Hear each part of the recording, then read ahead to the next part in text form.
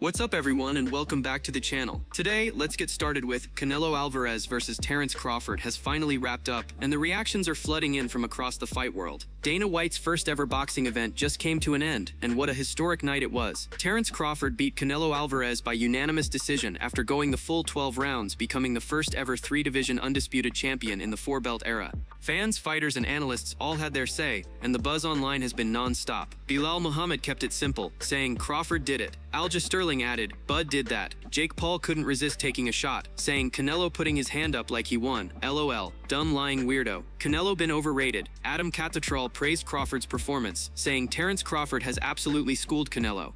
Please, for the sake of the sport that we all love, do not rob him of this historic moment. He doubled down by saying, as predicted, they tried their best to do him with those BS scores, but the right man is the undisputed super middleweight champion. Terence Crawford, history maker. Stick his face on Mount Rushmore. Ryan Garcia was full of praise, saying Crawford has proved it. He's arguably one of the best to ever lace on gloves. He went further, adding, "I actually believe Crawford may be the best fighter of all time." MMA Guru chimed in as well, noting, "Now everybody's shocked about Crawford winning. Like Canelo hasn't been plodding around aimlessly in every fight he's had since the Bevo loss. I've been saying he'll school Canelo, who hasn't been slick since 2021. He finished by calling Crawford part of the 3 kings of boxing alongside Osikas and Inu Yi. Michael Kazaa simply said, "Yeah bud, congrats." Johnny Lynn echoed the sentiment. "Bud worked Canelo from start to finish. He's the GOAT." Aaron Bronstetter observed, "Crawford looked incredible tonight. I'd like to say I'd be shocked if the judges went the other way, but boxing scorecards always have the potential to shock." Jerry Kishve put it plainly, Terence Crawford just outboxed Canelo. Damon Martin scored it 9-3 for Crawford, saying there were a few close rounds, but the victory was clear. Alan Juban added, "I think at most I gave Canelo 3 rounds. Justonga Malata was impressed, stating that was nothing short of a phenomenal performance from Terence Crawford. Speed and footwork were just far too much for Canelo to overcome. 3-weight undisputed champion incoming." The Weasel said, "That's Crawford's win. He clearly outboxed Canelo. I haven't seen Canelo get so frustrated." Danny Garcia said, "Amazing performance by Crawford," while Helen Ye congratulated him as well. After the fight, Crawford addressed fans directly, saying, "What's up Netflix? It's your boy Terence Crawford. Thanks to all my supporters. I told you I was going to win. I know a lot of them fans going home crying like I said, but shout out to all the fans that came." The night closed on a historic note, with Crawford leaving no doubt about his greatness.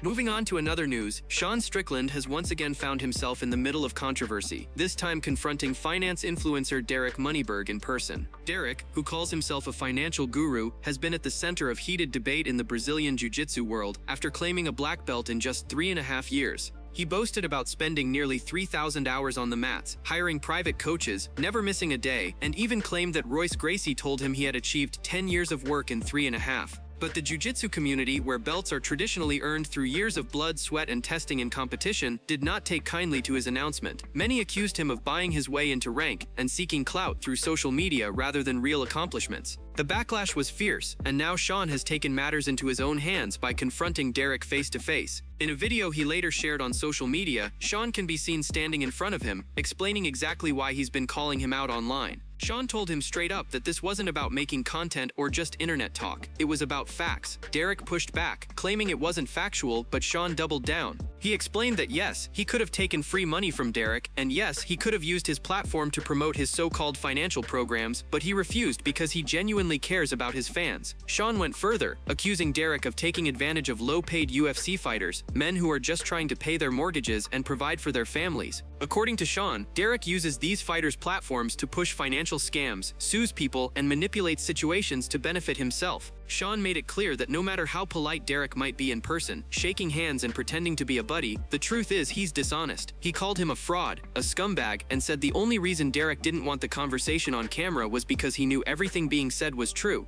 Sean stressed that he would never use his name or his following to promote scams to fans who trust him. Instead, he gave simple, straightforward advice, saying financial security isn't complicated. Invest in solid mutual funds, open a high-yield savings account, and if you want, buy individual stocks, but only if you're willing to put in the time and research. He warned that real estate can be risky, though your first home when interest rates improve is usually the smartest investment. But through it all, he never backed off his stance, calling Derek a fraudster repeatedly, making it clear that he wanted nothing to do with him or his schemes. He said his fans mean everything to him, and he'd never exploit them for quick money. His message was sharp and unfiltered: go scam somebody else. Moving on to another news, Kelvin Gastelum has once again missed weight, this time by 5 pounds ahead of his scheduled fight against Dustin Stoltzfus at No UFC tomorrow. Gastelum stepped on the scales at 191 pounds, well over the middleweight limit, and it has once again raised eyebrows across the MMA world. According to Full Send MMA, Kelvin has been fined 35% of his purse, though the fight will still go on as planned. The MMA community was quick to react to yet another weight miss from Gastelum. Bilal Muhammad kept it short and simple, posting SMH, clearly frustrated with the situation. Luke Thomas had a stronger reaction, saying, "Oh my god, this is for a middleweight bout too." He went on to point out how difficult the financial consequences will be for Kelvin, explaining that between fines, taxes, and payouts to his coaches, he will be left with almost nothing. "I don't wish that on any athlete," Luke said, but what is there to even say at this point about years of weight misses? Derek Brunson chimed in with his own take, suggesting they should have just booked Kelvin Gastelum against Brian Battle without any weight restrictions. They could have just stepped on the scale at whatever weight and fought, Brunson said, highlighting the frustration many have felt watching Kelvin consistently struggle with the scale. 5 pounds damn buddy, just said F it, he added. The MMA community didn't hold back on the humor either. Julius Walker cracked a joke, saying they should remake Man vs. Food with Kelvin Gastelum as the star. RJ Clifford took it even further, suggesting Kelvin should move up to heavyweight just to see if he could find a way to miss weight there as well. If for no other reason, he said, than to see if he could miss weight there too.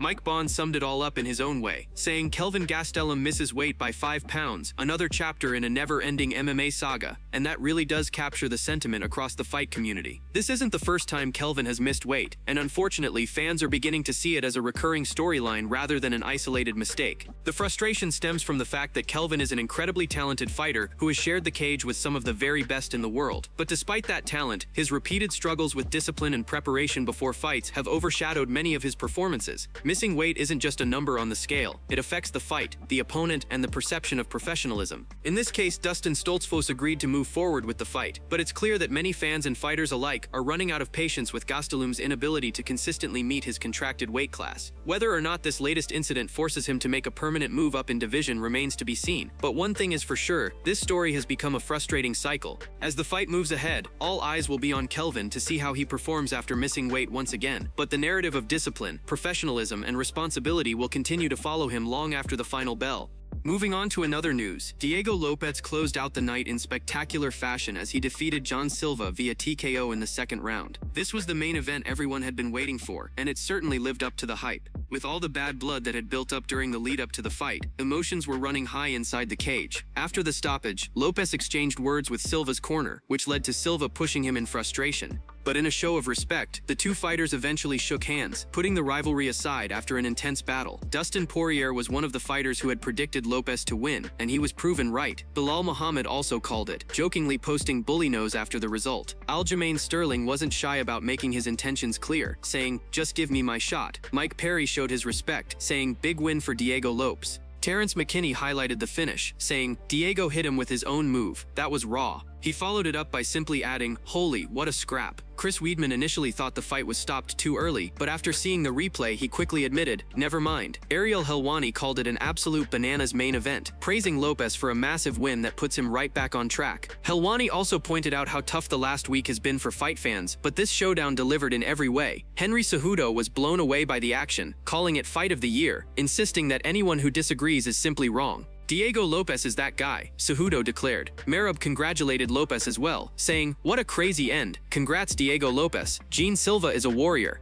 Dylan Danis even went as far as calling it one of the best fights he has ever watched, showing how much of an impact this war had across the combat sports community. Dan Ige summed it up simply, saying, "That was crazy." Nasrat Hakparast had a more direct message for Silva, saying, "Talk less next time, little man." Bisping reacted with excitement, "Holy, what a fight," showing how impressed he was with the intensity and grit. Stephen Thompson gave credit to Lopes' technique and toughness, saying, "That spinning elbow was on point, and I'm convinced Diego has one of the hardest skulls in the UFC." He noted how Silva landed some heavy shots, but Lopes stayed strong and powered through to earn the finish. After the fight, Diego Lopes reflected on his performance with raw emotion. "You see, I tell in interviews, people asking me, I tell guys, Saturday night I'm going to show you," he said. "This game, he have level, is level, high level. I'm saying the high level, I prove it." His words captured exactly what this moment meant to him, proving that he belongs among the elite after delivering such a high-level performance on the big stage. The main event ended with cheers, applause, and a clear reminder that Diego Lopes is a force to be reckoned with inside the octagon.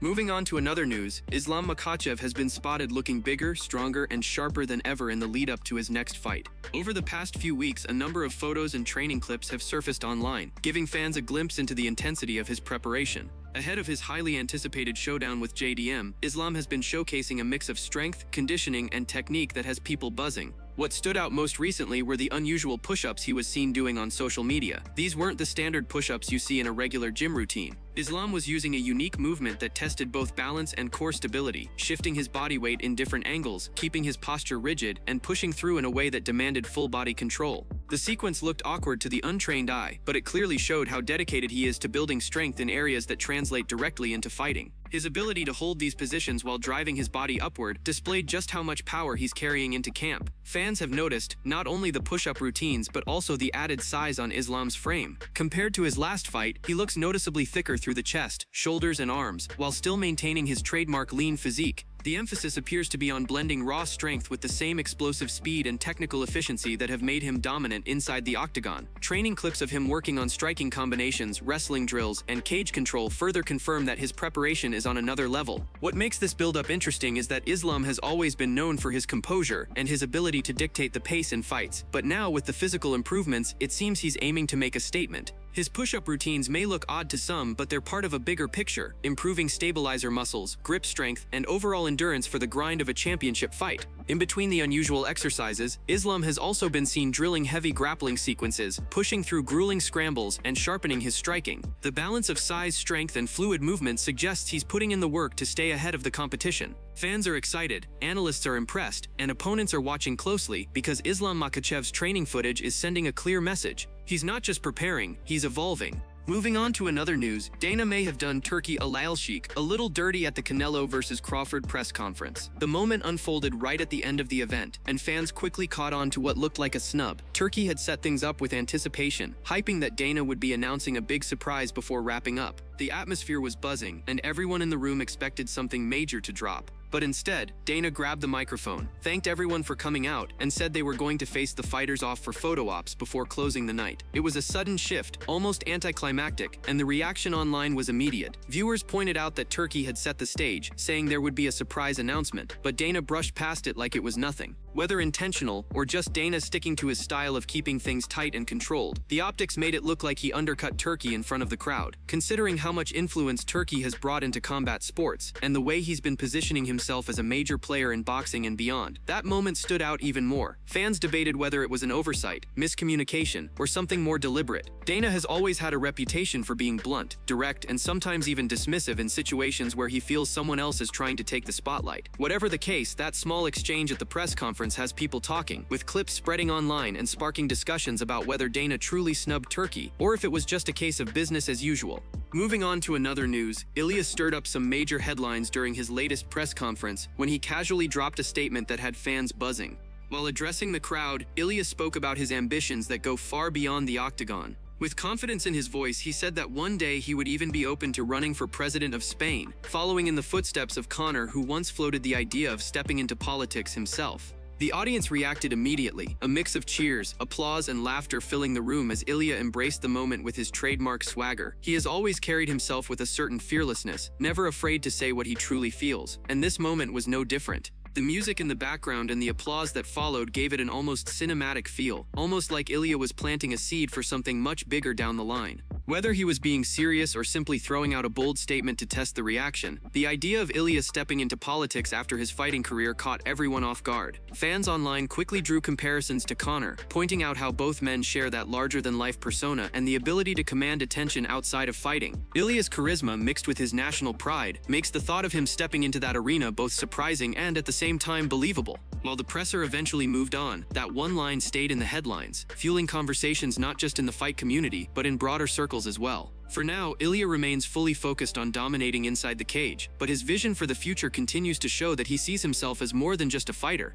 That's it from MMA Pulse News. Thanks for watching. Don't forget to leave a like and subscribe for daily MMA news.